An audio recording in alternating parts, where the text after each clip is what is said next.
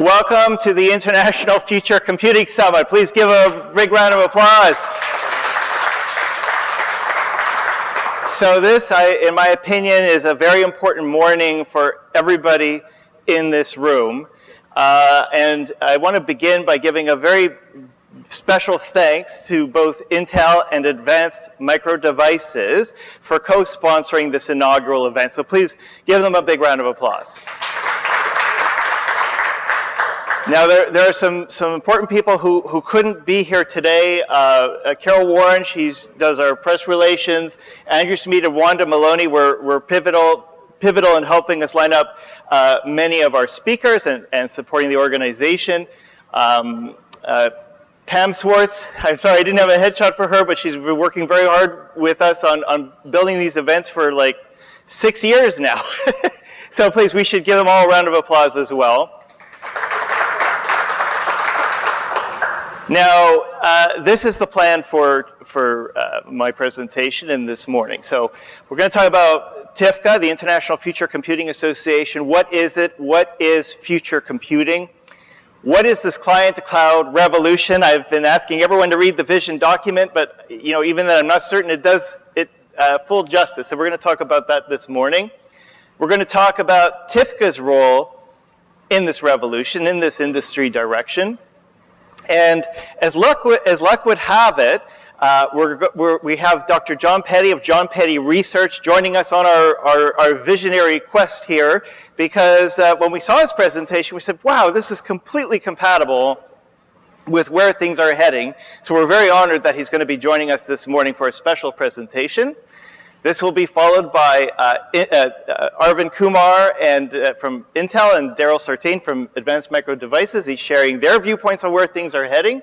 And then finally, we're going to have our joined visionary class panel. So we're really excited. I'm very proud that you're here. A lot to cover.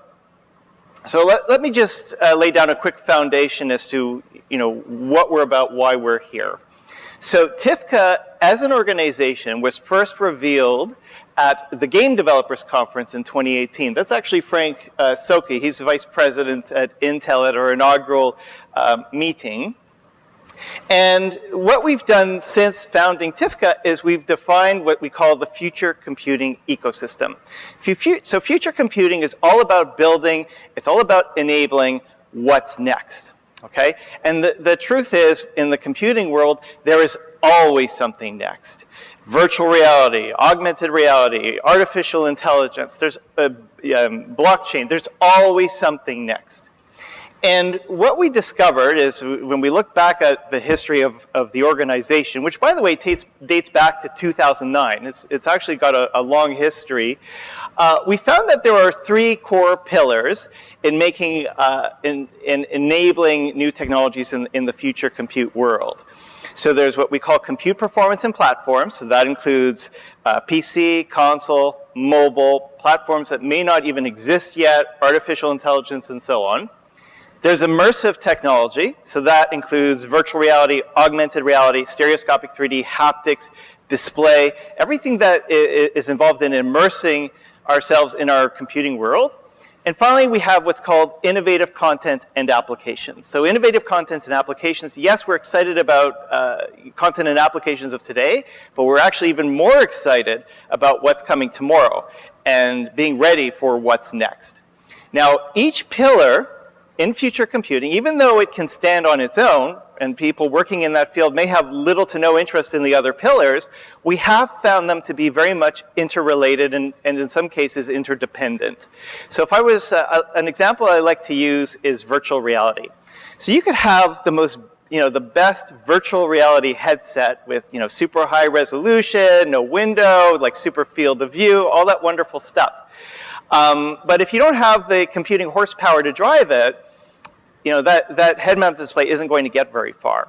Or if you have the computing horsepower and the head-mounted display, but you don't have content to support it, well, you've got yourself a very impressive paperweight. So, you can actually look at this diagram from different angles and how each relates and is dependent on the others. So nearly everything that's next has some dependence on each of these pillars, and there's some interdependence as well. Now, our organization is structured to meet the needs of this future computing ecosystem and enabling what's next. So the Alliance of Computing Technologists, so this focuses again on compute performance platforms and AI. This is chaired by Intel. Okay, the Immersive Technology Alliance is Arvind Kumar, actually. Arvind, if you could stand up, please. There you go. Let's give Arvind a big round of applause. The Immersive Technology Alliance is chaired by Daryl Sartain from Advanced Micro Devices. Daryl, if you could please read. And the Alliance of Content Creators is chaired by Wanda Maloney. She's CEO of M2 Insights. Unfortunately, she couldn't make it today. She very much wanted to be here, but all the same, she deserves a round of applause as well. And there you have it. And by the way, Chris Kelly is on sabbatical, so Arvind has been the interim chair in his absence. Now, we established future computing, we've got the organization, we have the chairs, we have the leadership. Next are the tools. So in addition to the organization having meetings and working groups and so on, we have the International Future Computing Summit, which you're here, where we bring in industry leaders together.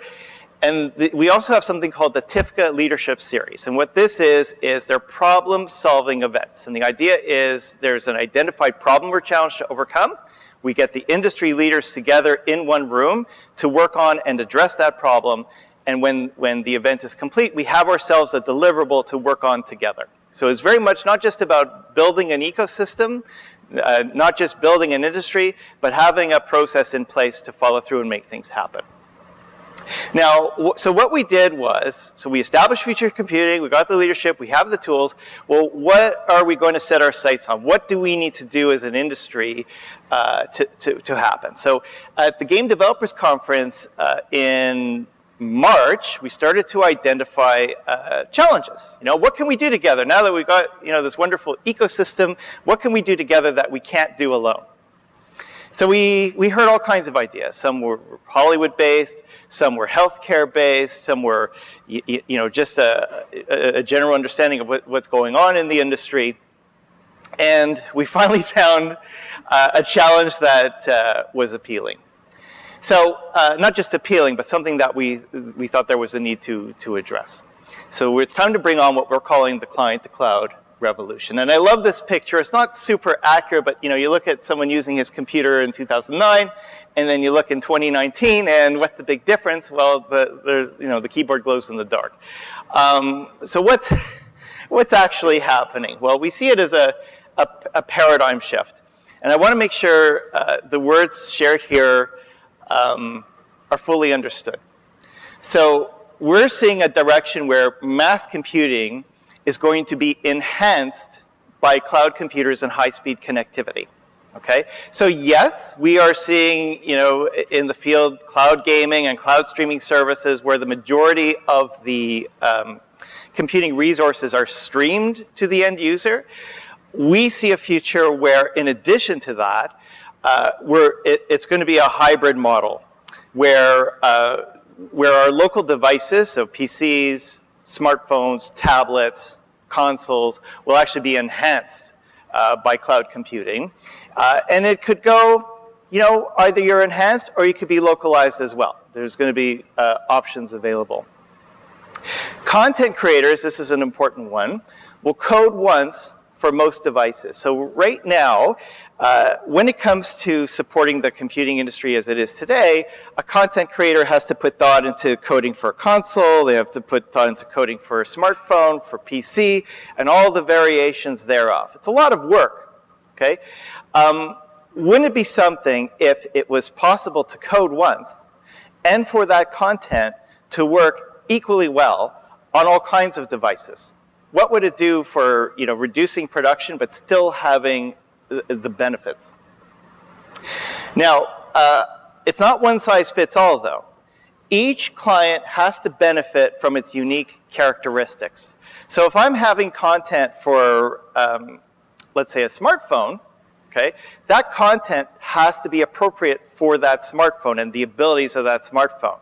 Similarly, if that content is going to, let's say, a personal computer or a laptop, it needs to take advantage of the abilities of that laptop, not just what that laptop is capable of, but the ergonomics of it, how you work with the media, because each choice of media has its own dependencies and what it's capable of doing. So why is this important? Why should we care about this? Why, what's the strategic importance? Well, if we start looking at a world where a lot of the computing ability is enhancing devices that otherwise would be, stand alone, we have a much bigger audience potential. Suddenly, people will have access to computing tools and computing resources that they couldn't necessarily afford or get access to before. Superior user experience. We'll be able to do more with our devices than previously thought possible. This, I think, is an important one as well. More computing resources for creators. So what I mean by this is normally if I'm creating content, be it an application, a game, a tool, whatever it may be, I have to think according to what is that single computer capable of? What is that smartphone capable of? It's very much a fixed thing. But what if we can think beyond what's locally available? What if we could think beyond what a computer is available and know that it's being enhanced by a cloud in the distance? What kind of opportunities does that open up for a content creator? Now, easier and more cost-effective to publish content. Again, if we're looking at a world where content creators could code once and it could easily be disseminated to a multitude of devices, that's a lot of opportunity. It's a huge business impact. So this is, by the way, these logos do not represent members in TIFCA. I want to make that absolutely clear. This is just speaking about the semiconductor industries or samples of the semiconductor industries. So one of the advantages of this market is normally when we're buying, let's say, a personal computer, we buy a graphics card for that computer. We're limited to that one graphics card until we buy the next one. But what if instead of, or in addition to, updating our local graphics hardware, remotely in the cloud stations, we could enhance what's there and seamlessly add more graphics horsepower that wasn't there before. So suddenly people are using their devices and they're enjoying their devices, and over time they're continually benefiting from the latest features and abilities. Sales potential dramatically increased by reducing device dependency. So one of the challenges with different types of computing devices is you're very much limited to the circulation of that given device. So if there's, let's say X million smartphones in the market, you're limited to those X million smartphones in the market. That's your maximum market size.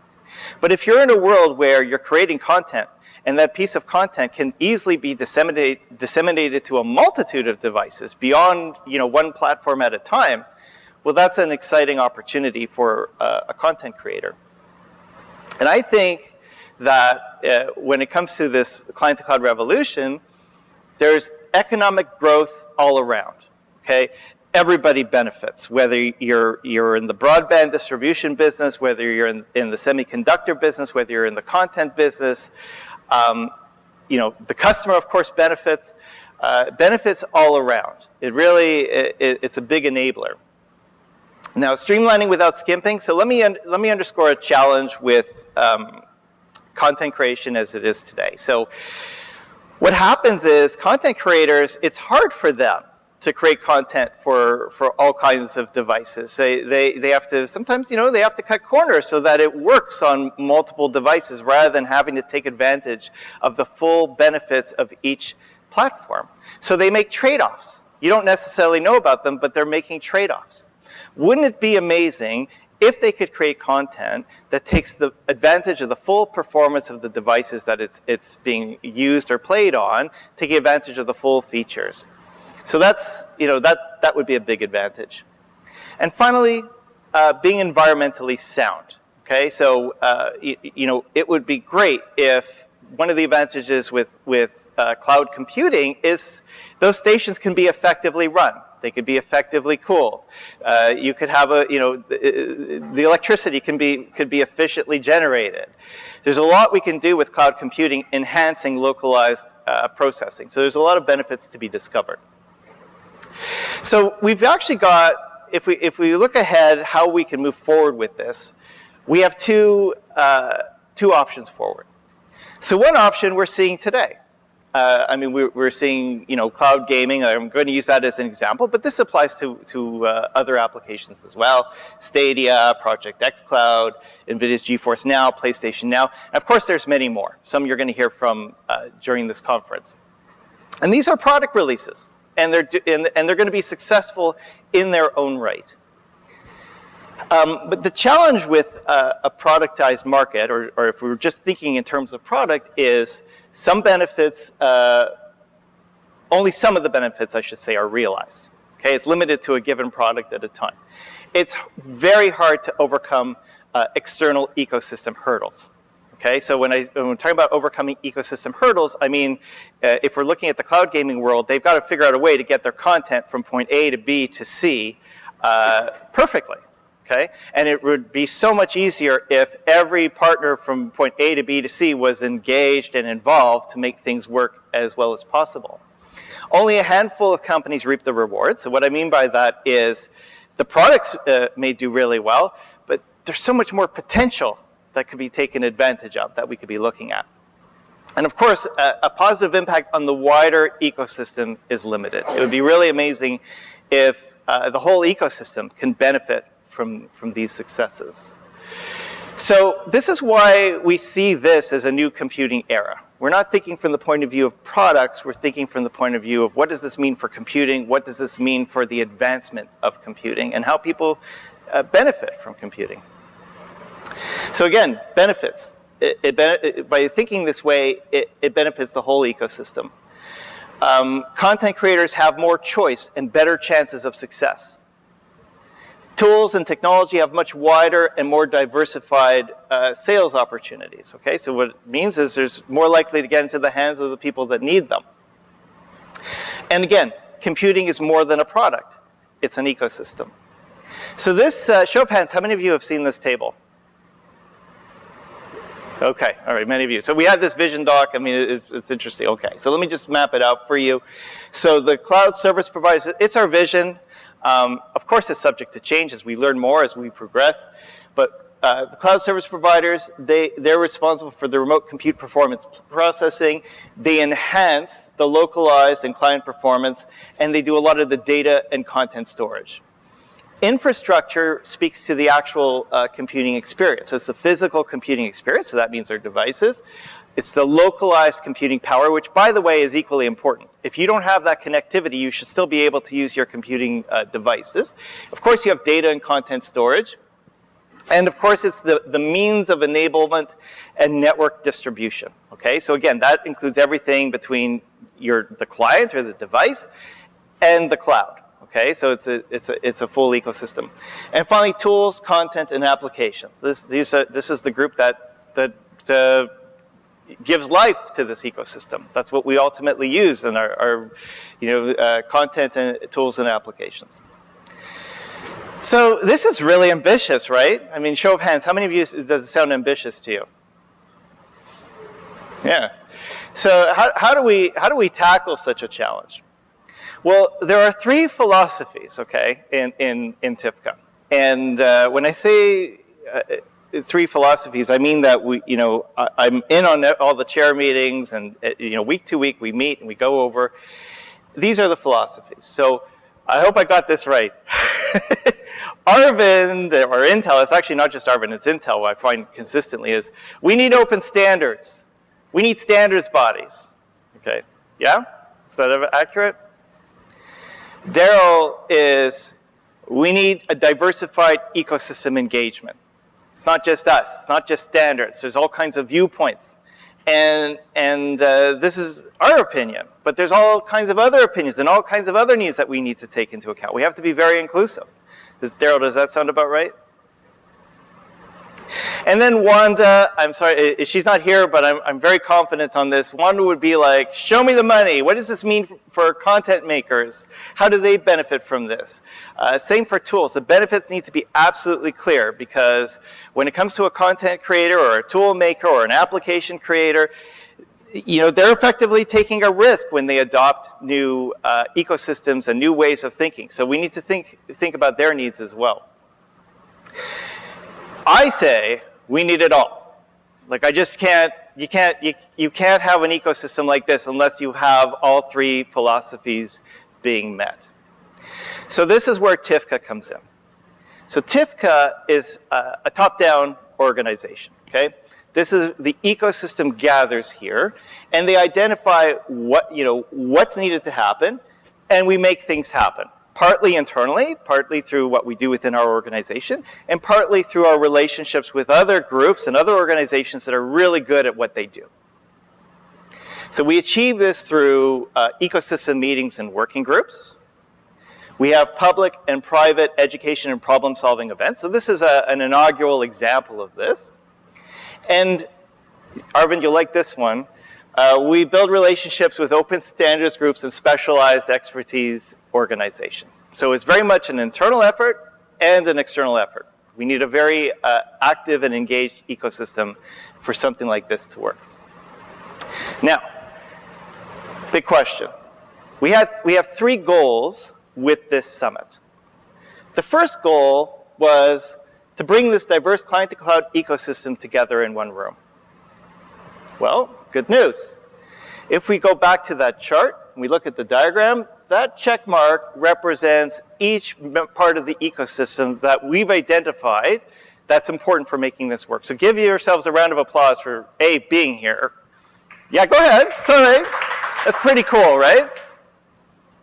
Goal 2 was to give you a taste of who makes up this ecosystem and why each of you is important to each other's success. Okay? And so we're doing that. Okay, that's what we're doing here during this conference. And you're going to hear all kinds of opinions, and they're going to, many are going to speak about their own internal efforts. And I'm hoping that as we go through this event, people are going to discover why each is important to the other. Whether you're competitors or partners, you actually need each other to build an ecosystem to effectively compete in. And goal 3 was to get to work on building this client-to-cloud revolution. So how are we doing it? Well, we identified 3 priority items to get started on.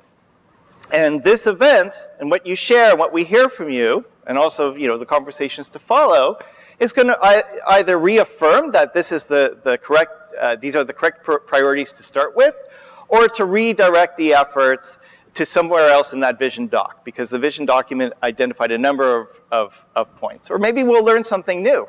I mean, that's equally valuable to us. So the first priority is enabling a write once, reach many devices ecosystem. Priority 2 is to establish the ecosystem deliverables necessary to meet the needs of content and applications running on client devices, immersive technologies, and various displays. So let me explain what I mean by this. Well, let's go back to my example of virtual reality. Okay? You could have an infrastructure where data is going from point A to point B to point C, and the reverse is true. But if the infrastructure is not designed to support the device that the user is going to ultimately use, well, that's not good, right? So so the ecosystem, when it's working together, it needs to have an understanding of what that final device experience needs. Okay, what are the criteria? What are the specifications? What are the deliverables, so that there's a goal in mind, so that the customer and the device sellers are happy, and the content sellers are happy as well. Priority 3 is a continuous one, which is to enable and cultivate an ecosystem for the client-to-cloud industry to build from. So and I used an example, collaborating with tools on roadmap and building blocks for the next computing era. And what I mean by that is, content creators, they need tools. They don't just need to understand the ecosystem that we're heading towards. They need the tools to build in it. So we need to work closely with the tool makers and the enablers.